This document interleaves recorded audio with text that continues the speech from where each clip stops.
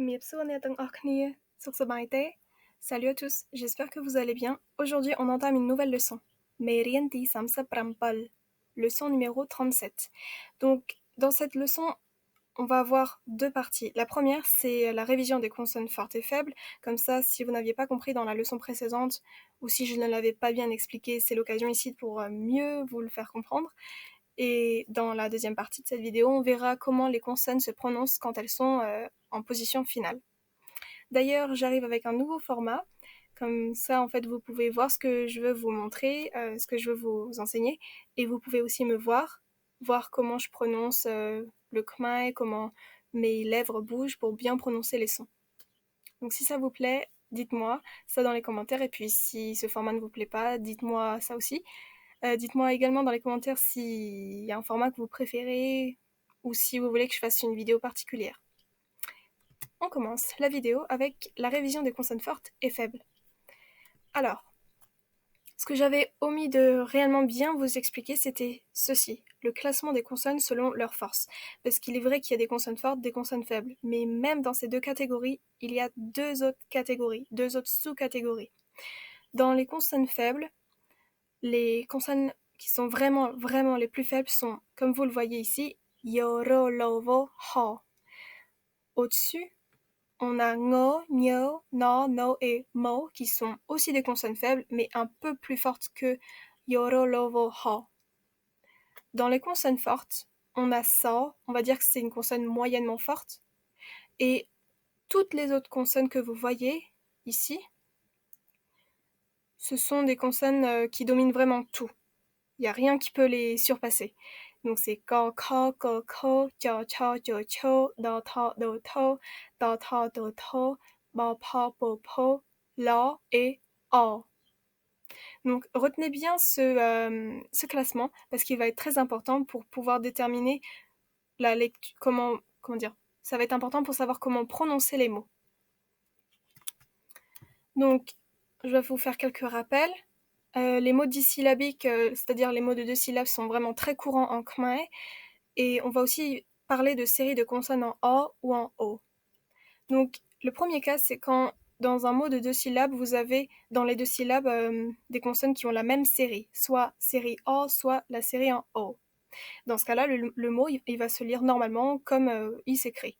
C'est le cas ici de veli, veli, qui signifie le temps. Lolin, lolin, ça veut dire bruyant, parler fort, être bruyant, bruyamment. Le deuxième cas, c'est quand on a dans les deux syllabes des consonnes avec des séries différentes. Dans la première, ça peut être en O, dans la deuxième, ça peut être en O ou inversement. Donc il y a une première situation, on va dire, où la consonne de la première syllabe, sa série va s'imposer sur la série de la consonne de la deuxième syllabe. En gros, la première syllabe s'impose sur la deuxième. Comment ça s'explique ça ? Parce que dans la première syllabe, vous avez une consonne forte. Vu que c'est une consonne forte, elle va déterminer la suite du mot, elle va déterminer comment les autres consonnes du mot vont se prononcer. Et ça, c'est indépendant des séries A ou O. Et par exemple, nous avons le mot ici, clin, clin. Donc on dirait pas ici, mais on a vraiment deux syllabes. Une avec K tout seul et l'autre avec Lo plus un. Donc K, si on retourne dans notre classement, on voit bien que K est beaucoup plus haut dans le classement que Lo. Donc K impose sa série à la suite à toutes les autres consonnes du mot. Ouais. Donc on lit clin, clin, clin, c'est un tigre. On a une deuxième situation où la deuxième syllabe va garder sa série parce que la consonne forte se trouve dans la deuxième syllabe. Ça ne veut pas dire que la consonne qui est dans la deuxième syllabe va imposer sa série à la première syllabe ou à la troisième. Non, ça veut juste dire que la première syllabe va se lire normalement, peu importe si c'est une consonne forte ou faible, une consonne en A ou en O. La deuxième syllabe, elle va garder sa série, vu que c'est une consonne forte. Par exemple, le mot Sophie. Sophie. Sophie, c'est un prénom féminin, et si on retourne dans notre tableau, on voit que Po est beaucoup plus important dans le classement que sa, même si toutes les deux ce sont des consonnes fortes. C'est pour ça qu'il est important c'est pour ça qu'il est important pour vous de vous rappeler de ce classement parce que vous pouvez très bien avoir dans un mot de 2 syllabes 2 consonnes fortes, mais pas avec la même force. C'est ça la subtilité. C'est pareil avec les consonnes faibles, vous pouvez avoir vous pouvez avoir 2 consonnes dans un mot qui sont toutes les deux faibles, mais pas avec la même faiblesse. Et ce qui est logique, logiquement, on prend la consonne qui est plus forte. Donc, ici, la consonne forte, si elle est dans la 2e syllabe, elle ne s'impose pas, elle garde juste sa série. Donc, ce qui est important de retenir, c'est que 1. Il faut voir où se trouve la consonne forte, où se trouve la consonne faible et où elle se situe, dans la 1re ou 2e syllabe. Et si il s'agit d'une consonne forte, ensuite vous allez regarder s'il s'agit d'une consonne en A ou en O. Donc j'espère que jusque-là ça a été très clair. Si ce n'est pas le cas, posez-moi vos questions, j'y répondrai pour sûr. On passe à la 2e partie de cette vidéo, la prononciation des consonnes finales. Alors, on va commencer avec ka, ka, ko, ko. En position finale, ces 4-là se prononcent ka, tia, ou sinon ça va dépendre de la voyelle qui se trouve juste avant ka ou ka plus l'apostrophe qu'on appelle banta. Donc en français on pourrait dire que ka c'est un K, que tia ce serait un CH, et là ça va dépendre de la voyelle en fait. Donc par exemple le mot ka, ka, ka, ça veut dire geler, être gelé. Et ici en fait vous voyez bien que le K final, il se prononce pas entièrement. En fait, le principe avec ces consonnes finales, c'est que vous commencez à prononcer le début, vraiment le début, mais après vous vous arrêtez, vous prononcez pas tout. Ka, ka. On dit pas ka, ka, on dit ka, ka. Ensuite, donc là c'est un exemple qui montre que ces consonnes se prononcent ka. Ensuite, ce mot-là, daek, daek, daek, signifie dormir, et daek, ça montre que quand ici se prononce comme tiao, un petit peu comme tiao, daek. Ensuite, on a quin, quin, quin, qui signifie le reste, le reliquat. Donc là, c'est par exemple si vous mettez la voyelle 1 plus K, pardon, A plus, c'est 1 plus K, ici ça fait quin. Et ici, la même, mais avec une apostrophe juste sur la consonne finale, ça fait quin, quin, quin. Ça veut dire une pièce.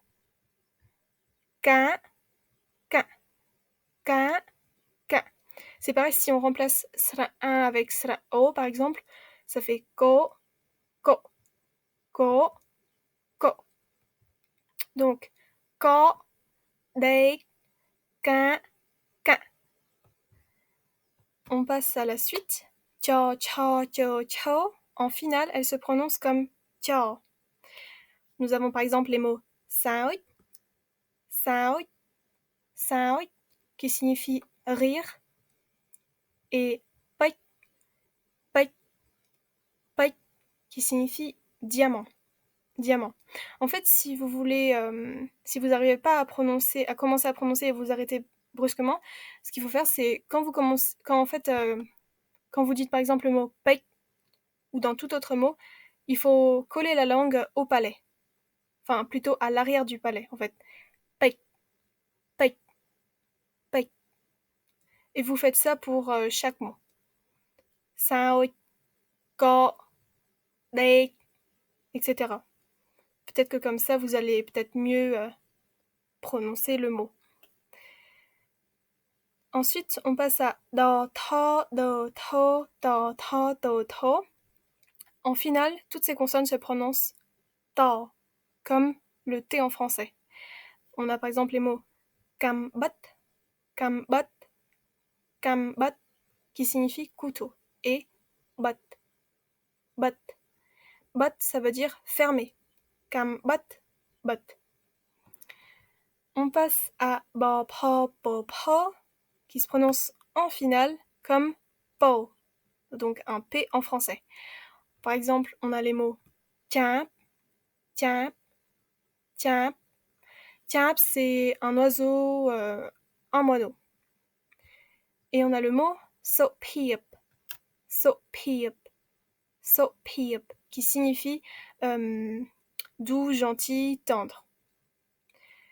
On passe à ngo, qui peut soit se prononcer ngo en finale ou nio. Donc ngo, ng et nio, un peu comme le n tilde en espagnol. Donc laying, laying, laying, qui signifie jouer, s'amuser. Là, ngo se prononce ngo, tout simplement. Laying. Et l'autre mot, c'est bicheng, bicheng, bicheng. Donc là, bicheng, le ngo final se prononce comme nio. Bicheng, ça veut dire le glutamate.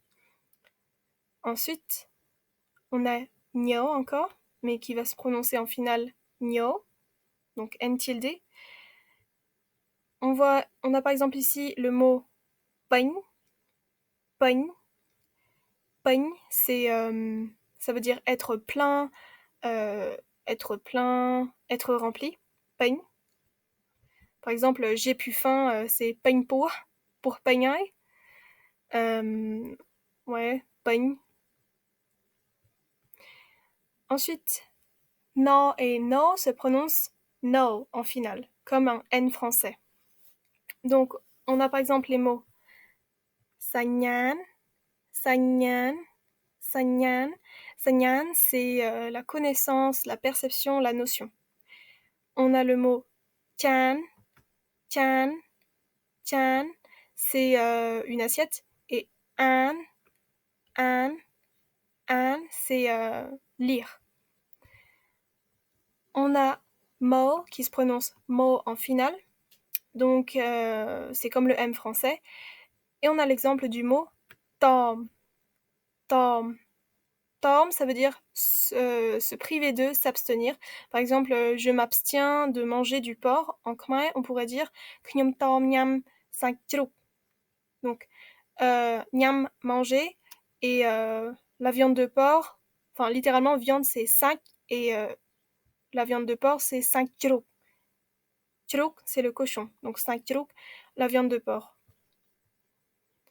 Ensuite, on a yo, qui va se prononcer yo en finale, c'est un peu comme le y en français, et on a le mot vai, vai, vai. Donc, vai, ça veut dire frapper, combattre, taper, attaquer aussi. Lo se prononce lo en finale comme un L en français. C'est comme dans le mot moule, moule, moule, qui signifie être rond, arrondi, quelque chose de rond. Ensuite, vo, il va se prononcer soit vo, ou sinon ça va dépendre de la voyelle qui va se trouver juste avant. Par exemple, le mot ailoi, ailoi, ailoi, ailoi, ça veut dire maintenant. Et ai, ai, ai, c'est une chemise, le t-shirt. On a également sa. En fait, ça va aussi dépendre de la consonne qui se trouve. Enfin, ça va aussi se prononcer selon la voyelle qui se trouve juste avant. Mais en général, c'est un son aspiré.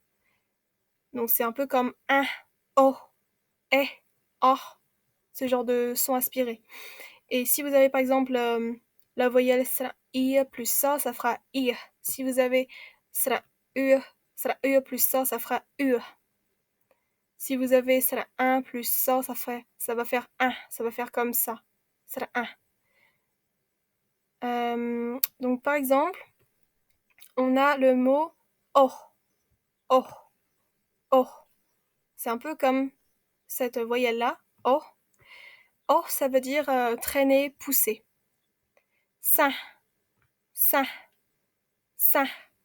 Ça veut dire la religion, la nationalité. Là, ne vous souciez pas de no plus le signe au-dessus, ça veut juste dire que la consonne ne se prononce pas. Ensuite, mir, mir, mir. Mir, ça veut dire l'or. Ensuite, donc je vais bouger ça pour que vous voyez. Voilà. Donc les consonnes ro, ha, la, o, quand elles sont en position finale, elles ne se prononcent pas. J'ai souvent vu des mots j'ai souvent vu ro en position finale, comme par exemple le mot censé qu'on connaît bien, censé lire, censé écrire, pardon. Ha, la et o en finale, c'est très rare, je sais même pas si ça existe des mots qui ont ces consonnes-là en consonne finale. Mais bon, après, ça va dépendre des mots que vous allez rencontrer dans votre apprentissage du khmer. Alors, comme dans toutes les langues, il y a des exceptions, malheureusement. Ce serait bien s'il y avait une langue avec aucune exception, ce serait tellement facile, mais bon. Le khmer est déjà assez facile comme ça, on peut pas faire plus simple. Alors, on a les exceptions qui concernent les consonnes ga, ngo, cha et nyo, quand elles sont précédées de des voyelles sera e, sera ei, sera e, sera ai, sera ai. A ici. Donc là, ne vous souciez pas de cette forme, c'est juste un peu bizarre parce qu'il n'y a pas de consonne qui l'accompagne, donc ça se met informatiquement comme ça. Donc pour ka et ngo, quand elles sont précédées de ces voyelles-là, elles ont un son allongé. Par exemple, on a les mots lake, lake, lake, lake, ça fait ça, lake, dormir. Et pareil avec laying, laying, jouer, s'amuser. Par contre, avec cha et nyo, quand elles sont accompagnées de ces voyelles-là, le son du mot va être abrégé, il va être très court. Donc, on a le mot tiang, tiang, tiang, comme si vous jetiez comme ça, tiang, tiang, tiang. Tiang, ça veut dire sortir. Et bai, bai, bai, c'est le diamant. Donc voilà, je pense avoir fait le tour. Donc, si vous avez des questions, posez-moi mettez tout ça dans les commentaires. Et puis si vous avez une suggestion de vidéo particulière, mettez ça aussi dans les commentaires. Je mettrai tout le vocabulaire dans la description comme d'habitude. Et puis sur ce, on se retrouve dans une prochaine leçon. Au revoir. Som chumriap lia. Som chumriap lia.